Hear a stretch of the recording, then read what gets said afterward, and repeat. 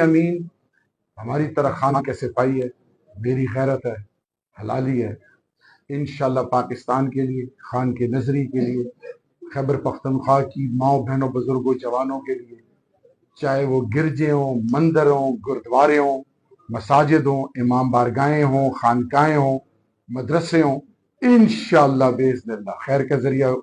بنے گا۔ نام اس کا بڑا پیارا ہے، میرا بھائی ہے، اور میرا یقین ہے انشاءاللہ کہ وہ محرومیاں خیبر پختونخوا کی ختم کر کے اپنے جو حق ہے وفاق سے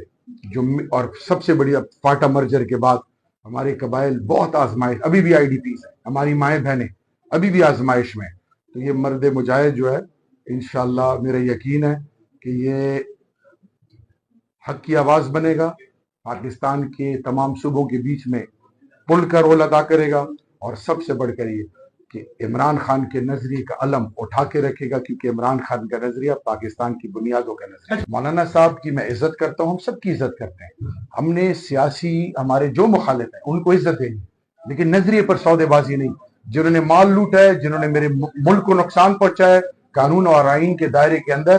ان کو مثال ضرور بنائیں گے۔ باقی ہم کسی کے بارے میں رائے اسی نہیں دیتے کہ ہم نے پاکستان کی سوچ رکھنی ہے۔ اب کتنے لوگ ہیں جنہوں نے 2024 میں جو تھے وہ جے یو آئی کے تھے، انہوں نے پی ٹی آئی کو ووٹ دیا ہے، اس طرح باقی پارٹیوں کے لوگوں نے بھی پی ٹی آئی کو ووٹ دیا۔ تو پاکستان کو مستحکم کرنے کے لیے، ایک